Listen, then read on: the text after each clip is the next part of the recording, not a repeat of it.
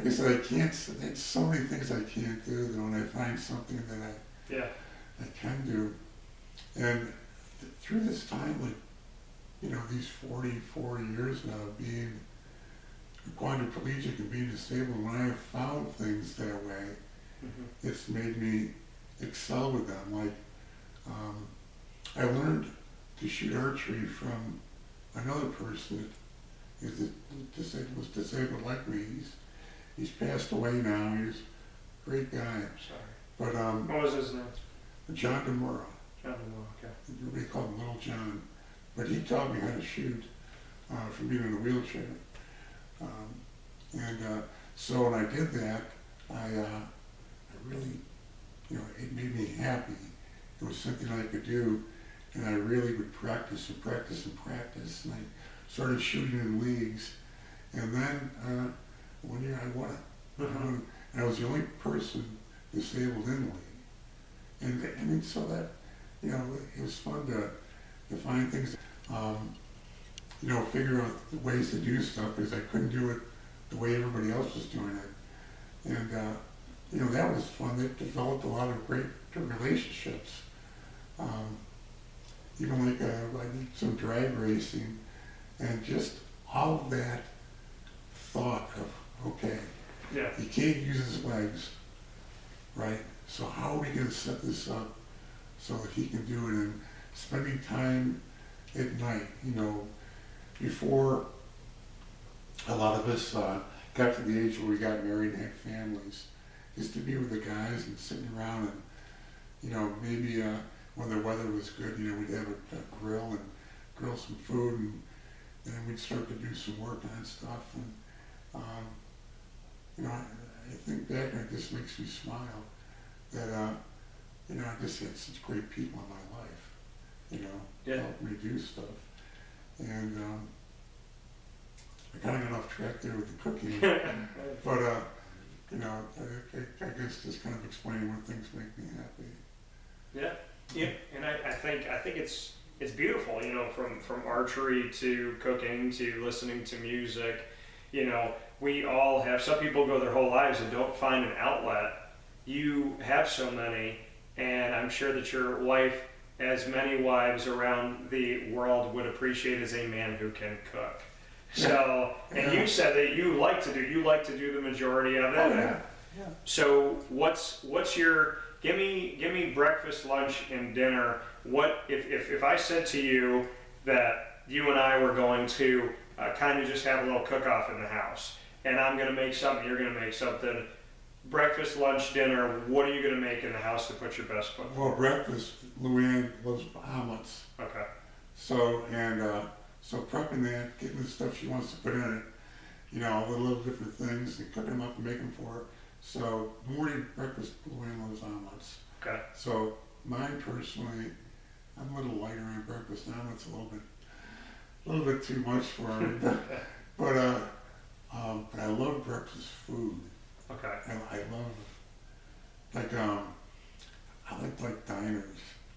You know, like if you find like, you ever been to Mother's Cupboard? Yes. Or, you know, places like that where, you know, it's a pretty good eat. Yeah. So I like that.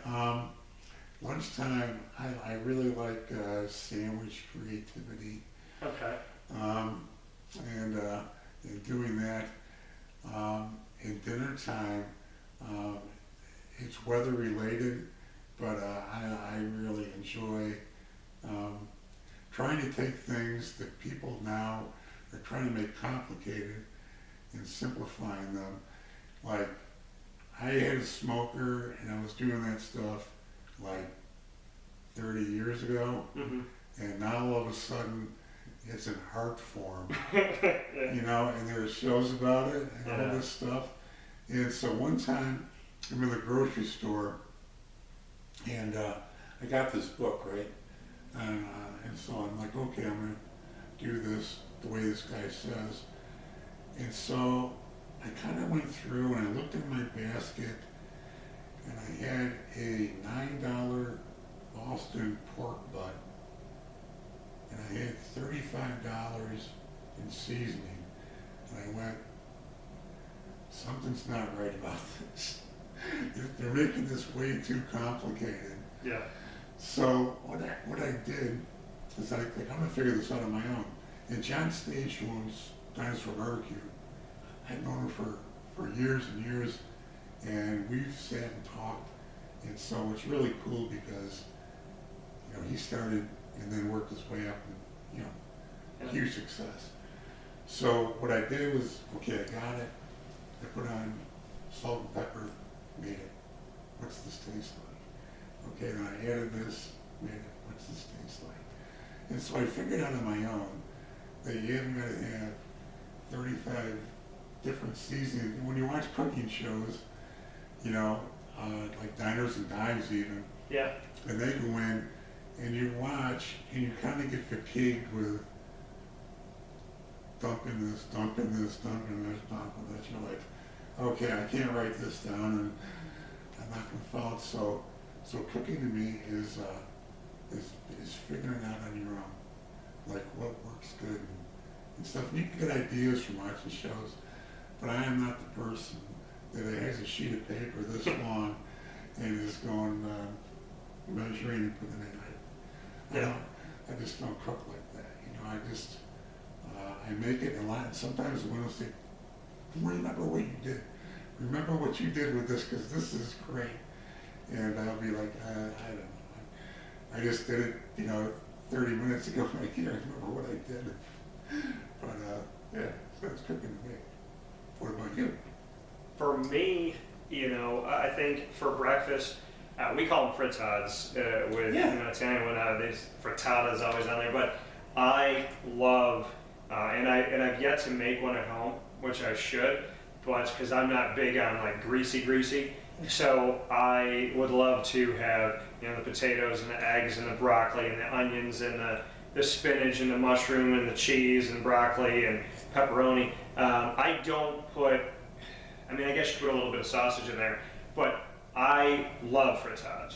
So that would be my choice. I also love French toast, but I haven't ever tried to like make it myself without someone's recipe. So that would be something to work on. But the first thing I ever made of anything, of any meal, was I made pancakes. And I made them because my dad used to always make, and my dad, shout out to my dad Ralph, he would make blueberry pancakes for me every Saturday morning. Good. And now I make because my favorite pancakes are blueberry and chocolate chip. So I make blueberry chocolate chip pancakes now, homemade. And I add some other stuff in there and make those fun. So that would be my morning. I would say my afternoon, I'm also all about sandwich creation. I like good, fresh, like lettuce and tomato, and then I love stacking meats up. Like I'm not big on having to have a crazy sauce on, like I don't really use mayonnaise. I don't need anything crazy, sometimes mustard. But when I'm making a sandwich, I want to make it like you can barely get your mouth open for it, but it's really good and it's fresh. And for dinner, I would say, I make a lot of different pastas, but I would say I'm Italian and I'm Hispanic, and we might actually also have a connection to the Sudan from my family in southern Italy, and I have no idea what they cook there. And I would have to definitely want to look that up if indeed we have that connection, because I love making Italian food, I love making Spanish food. If I had to choose something for dinner, I love shrimp. Yeah. So I would probably want to make some type of shrimp, scallop, buttered noodle type of like angel hair pasta meal. I like angel hair. I love angel hair. Yeah. And I love it. My grandmother, my dad's mom, my grandma Miller, she always cooked with angel hair. And because of her, I know it. So I'd go out to order food and they'd say, oh, do you want pasta on the side? And I was like, do you have angel hair? And if they said no, I don't want pasta. Yeah. Because I wanted it for her. So I would say probably something of that respect. But I told you that beef Wellington is something that I really would love to make, that I've never made. And I have pride in the fact that I feel like I can make a good scallop. but I've not tried beef Wellington. But I like making everything. I mean, I love making my own sauces for wings, and I like making game day food, homemade nachos. So basically, I love the game day stuff, because you name it, I'll try it. And when you look at the price, I mean, at the end of the day, you go get nachos somewhere and they're like 13 bucks, 15 bucks, and it's nothing like I would have made it. I get bloated, I don't feel good after. And when I'm home, I make these like healthy nachos, and I eat not even half of the plate and I'm full, and then I have them for later. But I mean, you and I, we know that cooking is it's a therapeutic, peaceful, Yeah. like, I speak for a living. When I cook, I don't talk. Yeah. I just sit in the kitchen, and I'm like, here, I turn on music. Yeah. Country music, jazz, different things, but I just love and people say hopeless romantic, and hopeless means the lack of hope. So I changed it, and I use what I created as my moniker, which is a hopeful romantic.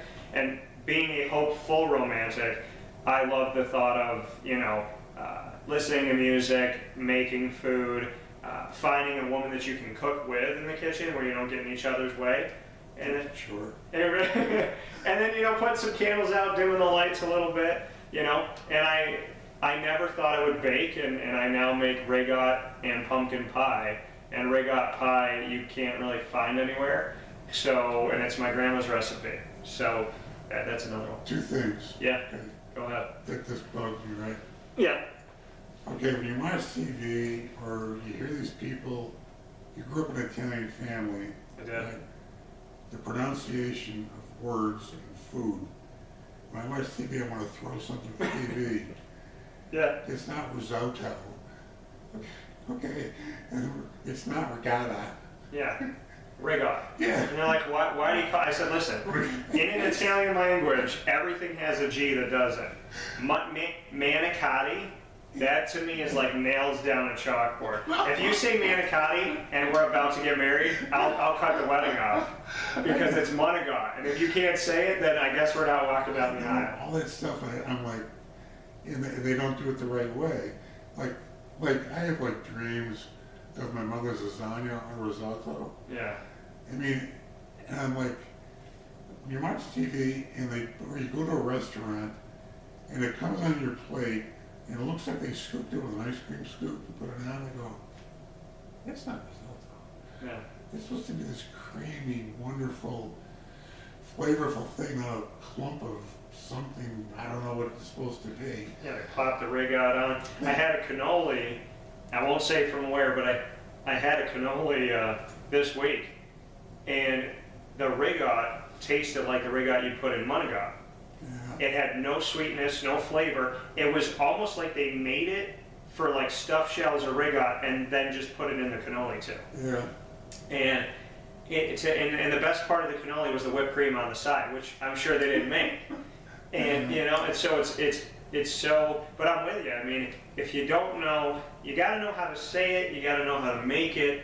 And the regot pie that my grandma, my Gammy Miller, made, my dad and I, like both, when we tasted it, it was like a tear in your eye. It was like she was sitting in the kitchen again. Yeah. And now my dad like gets the raw shrimp and deveins them like she did. And so there's just something to be said, like homemade sauce. Like my mom gave me her homemade recipe for sauce. It's got 3 ingredients. Mine has like 8, but there's all these things I do to it. But I can make my red sauce. I can make my sauce taste totally different with a little bit more and a little bit less. So I finally got the robust sauce that I would use for pizza. But then I have the sauce that's sweeter. But then I have the sauce that has the kick. And then I have the one where it hits your tongue and it's sweet, and then it goes down your tongue and it gets peppery. And I never know how I do these things completely like you, because I don't measure. Right. I do it to taste. Yeah. And I find that like there's so many things we could talk about, but I just like genuinely want to cook with you in a kitchen, because I think we would have fun. You know what I mean? Like I'll make braciole, you make this, like you make beef Wellington, I'll make braciole, we'll see what everybody thinks. And the people that are waiting for us to finish cooking are going to benefit from it because you and I will take the time. But I just love it. That's something too. It's like kind of a rule, you know, in the house Yeah. is don't be waiting for me to get done cooking. Like when I'm done, okay? So nothing goes more like come in the house and Mom goes, we're starving. And go, you're not starving. I'll get done here when I get done, okay? Yeah. I don't like you doing this with the watch, you know? I don't like to cook that way. Don't pressure me. Like the show on TV that my kids love watching, where the three people Chopped yeah, I'm like, when they have the time. Yeah. I can't do it. I can't do that, right? And number one, like you can't make a sauce in 15 minutes, you know? So you can't do those things anyway. And they always screw them up when they're getting pressured right under the, Yeah. right? So, yeah, like I don't even like watching that show. My kids like watching it. Well, if it was Italian chopped, it would be 3 days because the sauce would have to sit. And you know what I mean? Like I would love to have like 3 Italian mothers on Chopped, and it would be a show that took like 2.5 days, 3 days.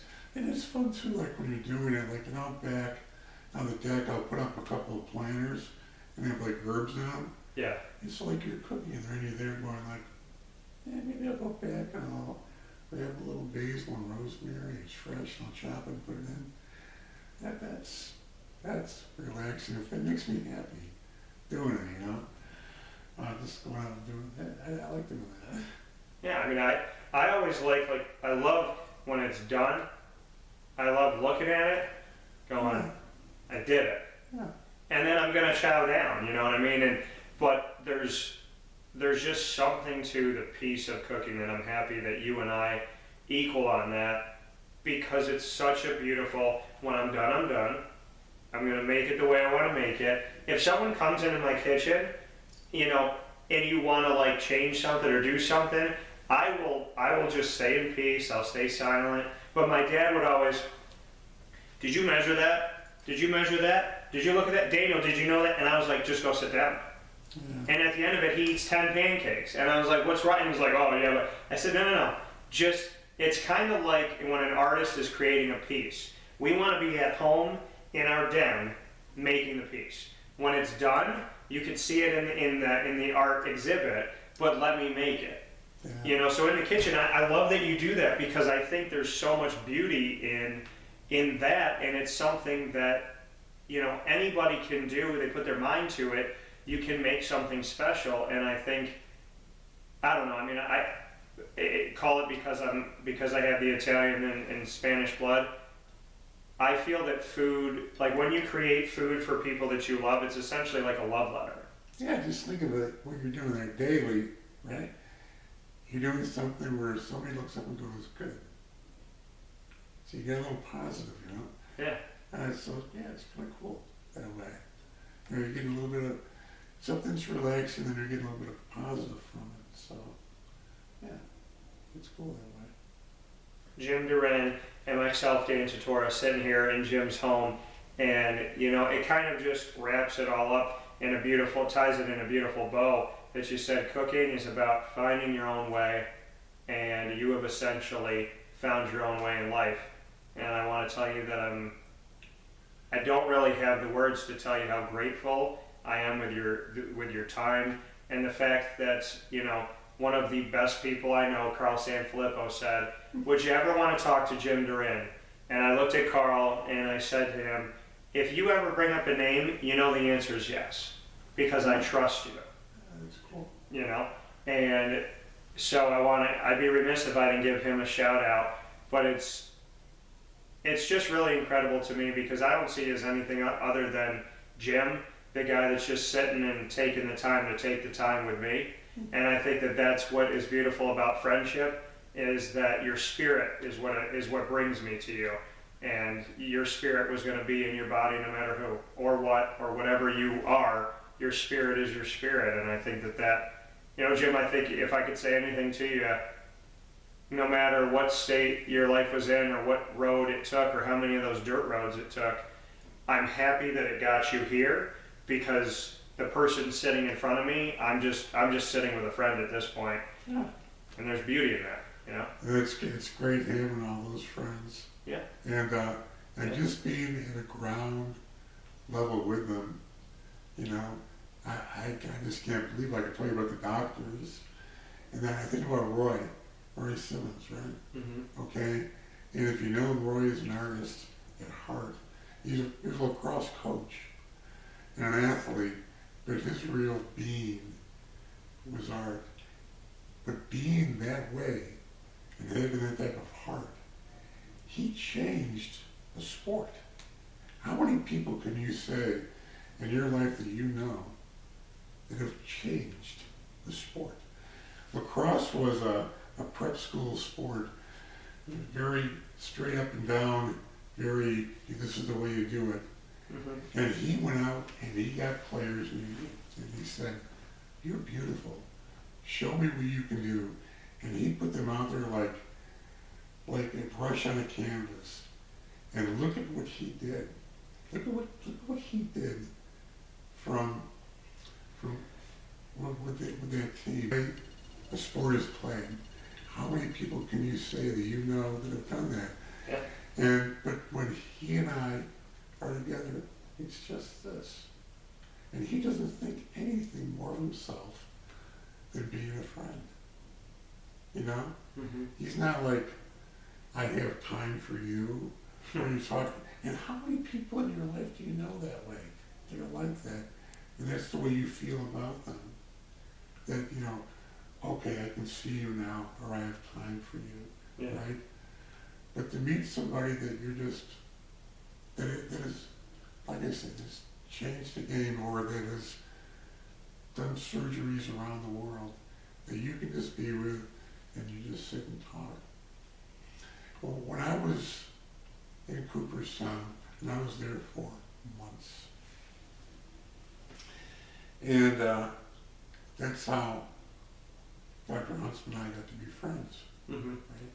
He took me in, and I would be in my room at 10 o'clock at night, right? And he operated it in different hospitals. He'd show up in the doorway, Yeah. and he'd have, in wintertime, he'd knit hat on. He'd plop down in the chair next to me and take his hat off. And this is a guy that left home at 6 in the morning. Right, start doing this late at night. And he goes, oh, I was so-and-so, but I was driving through. I just thought I'd stop in and would just see it. And we'd start to talk and we'd start to laugh. You know?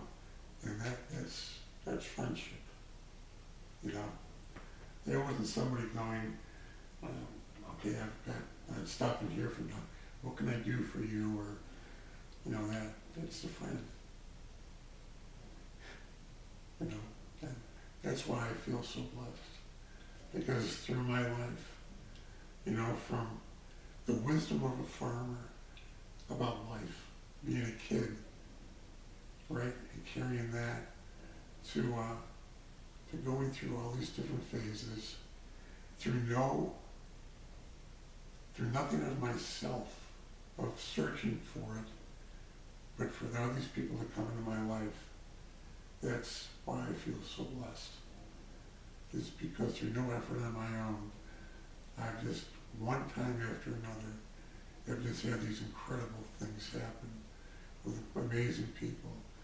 And the love of family through, when you think like all is lost, that you've lost what you thought would be the love of your life, and to give up on it, and then to have someone come into it, and then give you the confidence to have a family and a home, and make everything happen, that is being blessed.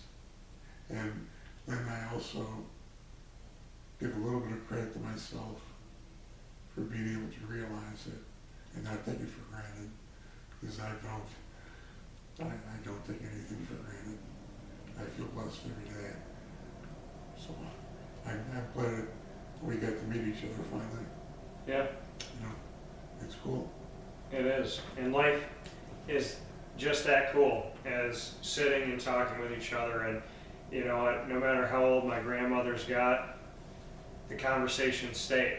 Dementia, Alzheimer's, we still had conversations, you know, and I just think about how beautiful life is to know that if you have somebody that cares enough about you, to not take to say they have the time, but to just do it, and to sit on a couch and whatever it may be, to spend this time together. There's something incredible about the fact that wheelchair, no wheelchair, chair or no chair, standing up, sitting down, laying down, that when you're on the phone or you're sitting in front of somebody and you have this is the greatest thing God could have ever given us, because it's a reminder that love exists and never fails and never dies, and no matter what our situation is, we have the ability to lift each other up, and you've definitely done that for me, Jim, so thank you. I appreciate it. Thank you so much. Jim DaRin, myself, Dan Tortora, in this special from Jim's home. Thank you for letting us have a look into your life, and I look forward to plenty more. It's my pleasure. Thanks so much.